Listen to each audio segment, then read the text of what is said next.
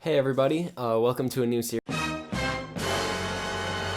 As you can see from the title of the video, I'm going to be talking about today why I believe that Blown to Bits by Charly Bliss is an underrated masterpiece. I'm going to use my knowledge of songwriting, music production techniques, and theory in order to break down different songs that I believe are underrated. Hopefully you can listen to them in a brand new perspective, in a brand new light. If you haven't listened to the song yet, I highly suggest clicking the link in the description, Blown to Bits by Charly Bliss, so that you can get like a sense of what I'm talking about throughout this video. So here we go. Welcome to episode 1 of whatever this series is going to be called, and I hope we have fun with it. Starting out in verse 1. Lyrically, this is about the end of the world. She said that she started writing the song the day that everyone in Hawaii was alerted to a nuclear missile attack headed their way, and how devastated she would be by the loss of things that are for the most part very simple and small. So this song essentially is talking about the little things in life that really make everything worth it, and the end of the world being a sort of metaphor for, I believe, sort of growing up or growing out of it, but it was also talking about the literal end of the world and how those little moments all sort of fade away into nothingness. And so the song is about appreciating the little things. If we read into the lyrics a little bit, just from the intro, we know exactly what she is talking about.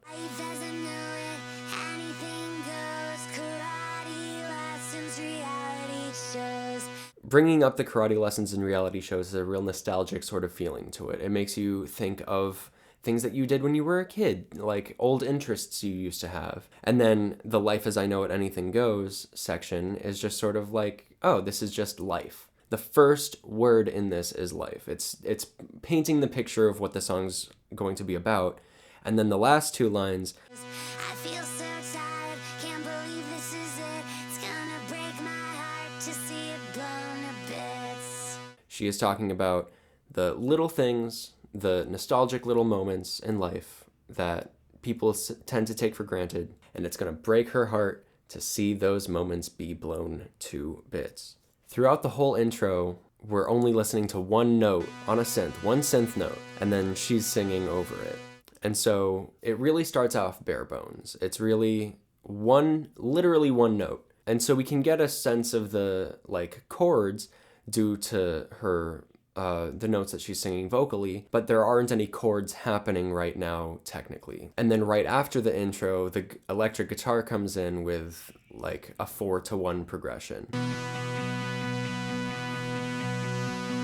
Which is very stable. Everything seems really nice and wholesome. This 4-to-1, this plagal cadence, just happening over and over again. We are comfortable, we are in it, and we feel good. However, we get thrown a curveball after a little bit with a flat 7 chord coming in. I'm so sure you're waking up tomorrow. So the guitar part goes like this. It's really just going between those two chords, a 4-to-1, a plagal cadence. A couple lines into the first verse, it goes from, which is very simple, and then it goes, it hits us with that flat 7 chord, which gives us a looming sort of like sinking feeling, but it doesn't linger on there for too long. We feel very stable within the chord progression that we're already in, but then it sneaks a hint of that flat 7 chord in order for us to be like, okay, maybe things aren't exactly perfect right now. Reading through the lyrics a little more, we get, staring at cars, selling your art, feeling so sure you're waking up tomorrow. That her son or daughter, drunk walking home, making the choice to be completely alone. Still continuing on this theme of the little things, right? A Better Son or Daughter is a really good Rilo Kiley song, just a little side note. Nostalgia, still continuing on this trend. But then it goes into the chorus. It's gonna break my heart to see it blown to bits. It's gonna break my heart to see it blown to bits. It's gonna break my heart to see it blown to bits. This chorus, and every chorus basically in this song, is just that same line repeated over and over and over again, which is really good from a perspective of just getting the listener to remember what the name of your song is, but it's also very important in order to get your message across. All of the verses was talking about very comfy things, very nostalgic, the little things in life that we were talking about before. But then there's more than just that piece of it, right? It's thinking those little things are super important to me, and it's going to break my heart when it's all over. Harmonies are also added for the first time in this chorus. It's gonna break my heart to see it burn. The vocal layers are getting like really unique and interesting. They add harmonies on top of it in order to sort of drive the point home. It's a very atmospheric sort of section. But the motion doesn't go outward, it's more so going inward. So it's like, it's gonna break my heart to see it blown to bits. It's gonna break my heart to see it blown to bits. It goes back to the exact same note. And so it all comes back to the same thing of like the chord B, the note B. And so it's all going back to that same note, all the harmonies, all of the chord, it's all coming back to that same place. And I think that the vocal effects are super interesting in this chorus as well, and in all of the choruses throughout this song. I really like the vocal effects. There's a lot of interesting layered vocals, maybe some vocoder happening in there, and it adds a really cool atmosphere to the song. It's a sort of unnatural feeling. It seems synthesized, as though you were watching like a TV show or watching like a YouTube video on your cell phone. And then in verse 2, lyrics take a sort of turn for the surreal. It invokes both a sense of wonder and a sense of like a dreamlike anxiety.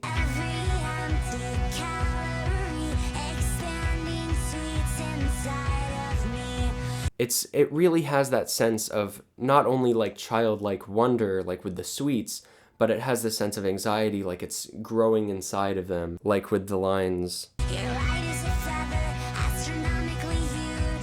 Like light as a feather, cute, astronomically huge, like incredibly like surreal. And this is also when the backbone of the song kicks in. We get the kick drum. On beats 1, 2, 3, 4, just continuing this driving groove. Not even a groove, it's just playing quarter notes. But it really drives the song home, and the way the drums build throughout the song is one of the reasons I believe this is like a masterpiece. It gives us a more rushed feel, it gives us a more driving feel than the dreamlike wonder of the first section. I'd argue that the kick drum here represents something like the second hand on a clock, or like footsteps moving forward, or a train. Somehow. I'd argue that this is also a great example of music as a form of art throughout time. It really builds, it really expands, and throughout time you're being subjected to this building, growing, sort of driving thing moving forward. And the fact that time plays such a big role in this song already, lyrically and in the subject matter, it really sort of enforces that, like, there's no turning back, so might as well enjoy it while it's happening, you know? I hope this makes sense. If it doesn't make sense, please leave a comment. In this verse, we get our first 3-phrase section. As for the intro of this song, life as I know it, anything goes, karate lessons, reality shows, I feel so tired, can't believe this is it, it's gonna break my heart to see it blown to bits. 4 lines. I feel like anybody who knows anything about music knows that more often than not, things are in phrases of 4. That's the most stable, that's what people are used to, and that's what like emotes the best in terms of structured music.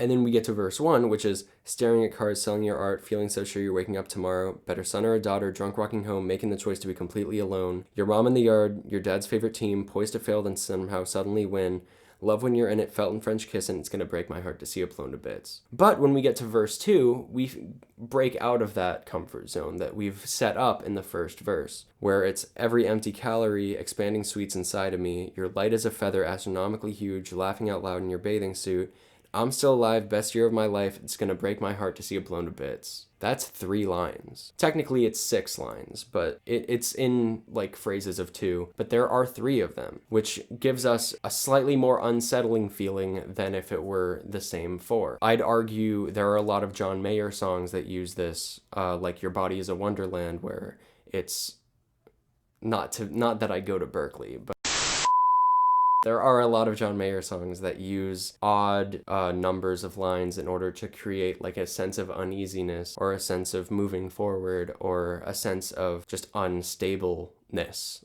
Charly Bliss in this song does the exact same thing. It gives us that sense of looming, it gives us that sense of unsettling, but it also gives us this sense of an inevitability where it's going to be blown to bits no matter what, but we don't know exactly when, and it's sort of just like 3/4 through the verse, it feels like it's being cut off. In the chorus, the second chorus, the drummer adds a snare,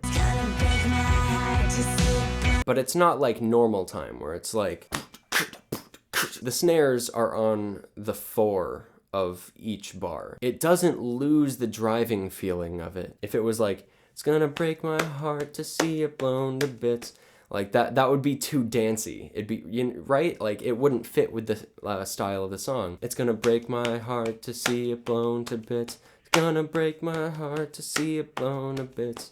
It really emphasizes that 4 and it really pushes you. It's moving you forward. It's the same sort of driving feeling that we got from the 4 kick drums, but it's adding more layers on top of it, and it's way more effective now in the same way. And even though there are the same lyrics and the same vocals, the same vocal maybe even copied and pasted, but it sounds like the same vocal effects, the same harmonies, the same lyrics, but we get a different emotion from this chorus than we did the first one. We get a more rushed, we get a more urgent sense of it's going to be blown to bits. We get a more full sound, which means we're more like content, but it's not full enough so that we feel comfortable. We haven't gotten the release yet. It's still building. It's still building. And then when the bridge happens, it goes right into that flat 7 that we've heard all over this track already. And it lingers on that for a little bit. The flat 7, which is A, in the key of B, so it goes, break my heart to see it blown to bits. And then it goes one whole step down to give us this like sinking feeling. And then it sort of lingers on that for a little while.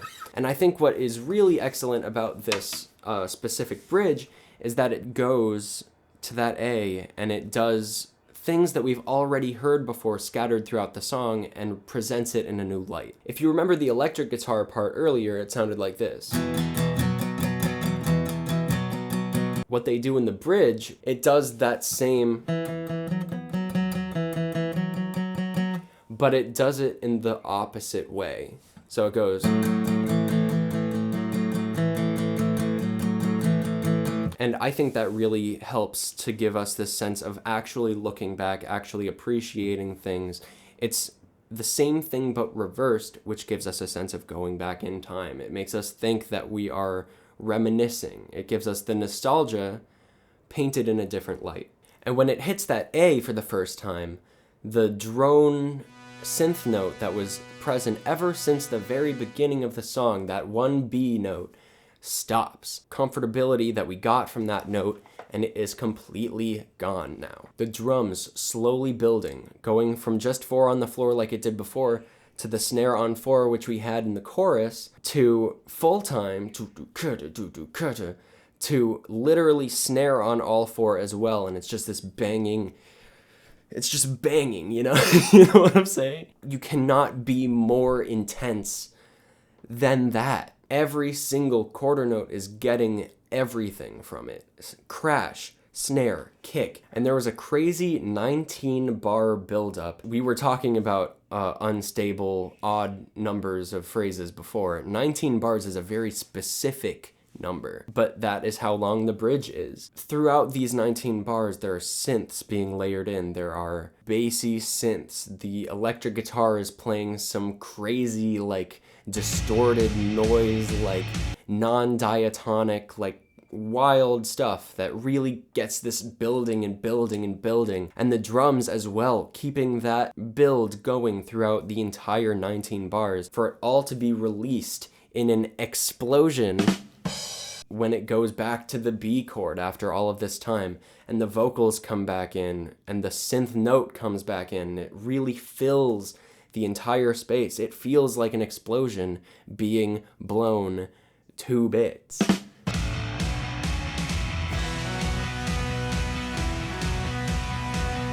All that tension is released, and it literally explodes. The lyrics in verse 3.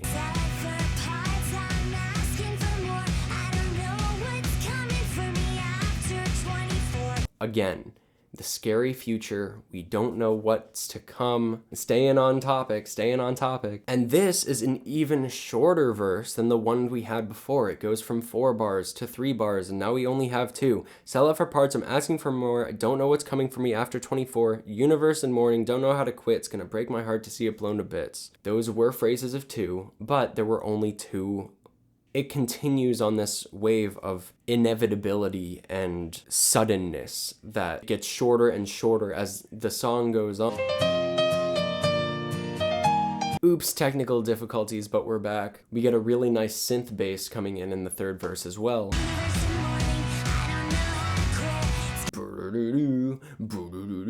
And then the drums also somehow continue to build because we get crashes on the 1. The drums are still somehow building off of the already incredible amount of building that has happened before. In the chorus, the snare then goes on the and of 2 and then on 4, which is a sort of wonky full time,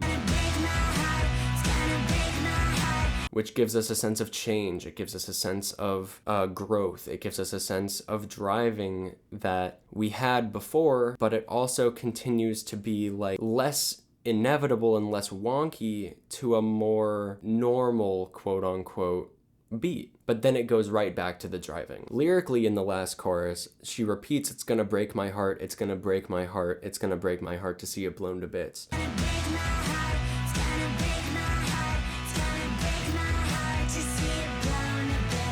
Whereas for the first 2 choruses, it was just, it's gonna break my heart to see it blown to bits, it's gonna break my heart to see it blown to bits. And that really adds to the emotion of this last part where it's like, it's gonna break my heart. And so we get that over and over again in this outro, which is a real cry for help. And then it explodes again, this time with crazy drum fills and vocal harmonies that we didn't get before.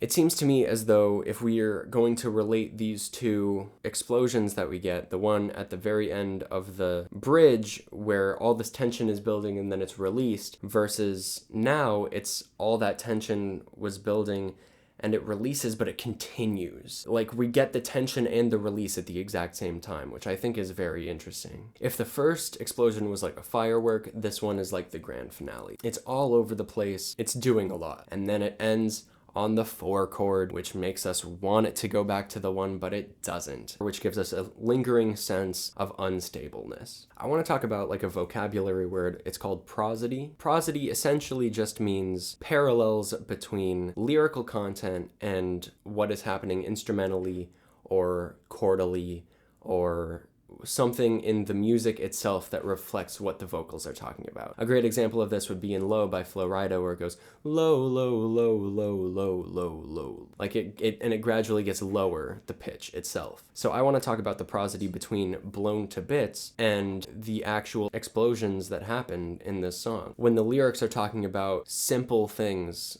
like the nostalgia, the karate lessons, reality shows like we talked about in verse 1, it's very stable. We have a home, we know where it is, we're comfortable here. But in the end, where it's like, it's gonna break my heart to see it blown to bits, we are literally hearing it being blown to the extreme. We can hear in the vocals it breaking her heart. Anyways, I've talked about this song long enough. I think this video is long enough. And so I just wanna say, please listen to the original now that you have all of this information. Now you have my opinion. Please go listen to it. Let me know in the comments if you agree or disagree with anything that I've said in this video. I'd love to have a conversation about it. Please subscribe. I have new videos out mostly every week, hopefully every week. I'm trying really hard to make it every week. But anyways, thank you for watching. Please subscribe, hit that bell. Love you.